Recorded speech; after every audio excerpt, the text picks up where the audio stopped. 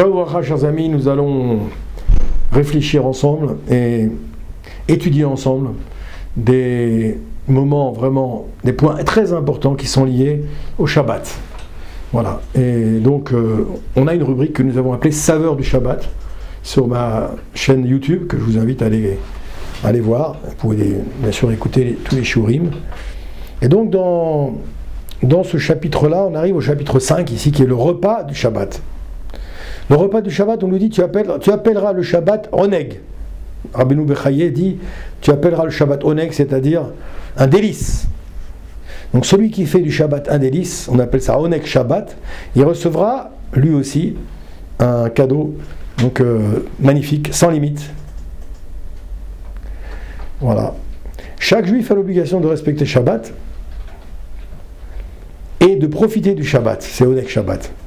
Donc respecter Shabbat, c'est Kavod à Shabbat, et le honnête, c'est donc on a dit c'est voilà. Donc en vérité, ici,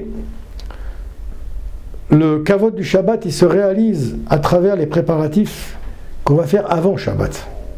C'est pour ça qu'on voit que dans le Talmud, chaque grand personnage, chaque grand rave, il allait faire une tâche particulière le Shabbat.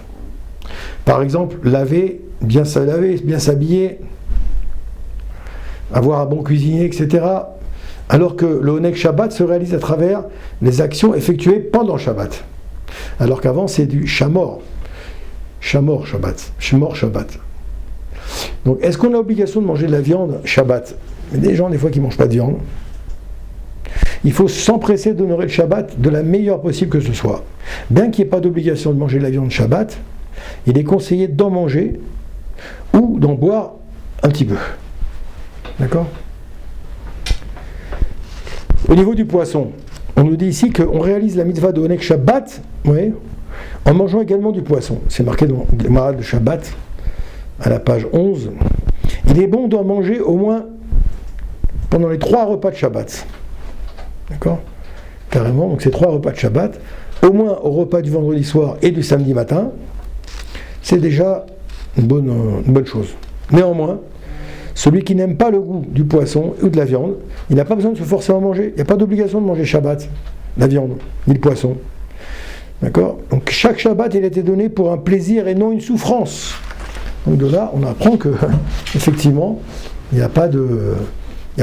comment dire, il faut déployer tous les moyens qu'on peut pour aller expliquer à ces gens-là qui sont perdus dans ce matzav-là, c'est quoi la grandeur du Shabbat, c'est quoi l'importance du Shabbat. Ok? Donc, voilà pour ce chapitre qui est relativement court. Pourquoi on doit manger du poisson? Plusieurs raisons ont été données pour expliquer l'importance de la mitzvah de manger du poisson pendant Shabbat. C'est marqué comme ça. Les poissons sont les seules créatures qui n'ont pas été perverties, corrompues à l'époque du déluge. C'est la raison pour laquelle ils n'ont pas été touchés par cette plaie. Les poissons, ils ne sont donc pas soumis au mauvais œil. D'accord? On dit que le poisson n'est pas soumis au mauvais œil.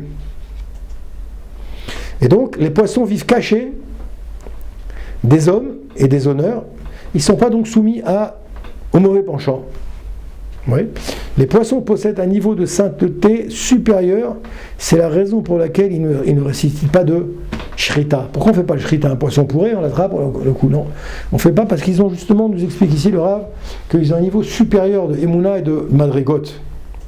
D'après les maîtres de la Kabbalah, certaines personnes, en vérité, se réincarnent en poisson. Pas facile.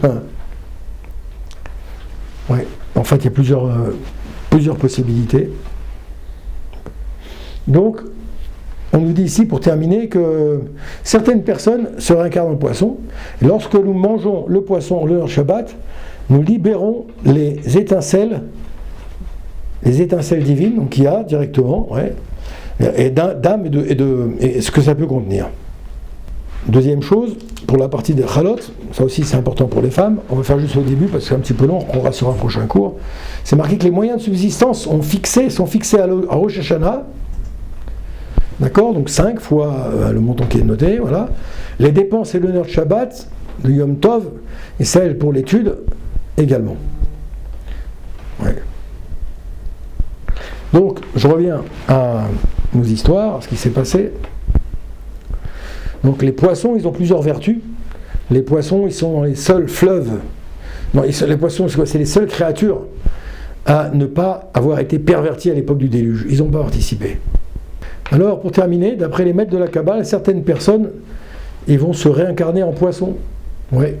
Lorsque nous mangeons le poisson en l'honneur de Shabbat, on libère des nitzotzot, nous disent les Mekoubalim, on libère les Mekoubalim, on libère les étincelles, donc divines, qui sont contenues dans le matériel, dans le lechem. On termine avec ça, donc on nous dit ici que les moyens de subsistance sont fixés de Rosh Hashanah, sauf les dépenses en l'honneur de Shabbat, de Yom Kippour et de celles pour l'étude de la Torah aux enfants. Donc dès que tu fais quelque chose pour Shabbat, pour Yom Kippour et pour l'éducation de tes enfants, alors nos sages nous disent que ça, c'est pas limité. Tu peux dépenser à discrétion, il n'y a pas de problème. Tu vas recevoir un salaire qui va être multiplié par X%, comme on le dit sur ce genre de sujet. Les femmes ont la mitzvah de préparer les chalot, le Shabbat, en l'honneur de Shabbat, donc, et d'accomplir la mitzvah du prélèvement de la chala, ça c'est sûr.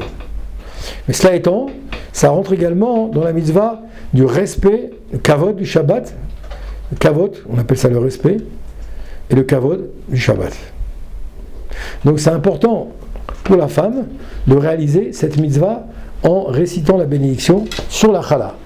Et en utilisant au moins, c'est 1 kg 560 g de farine.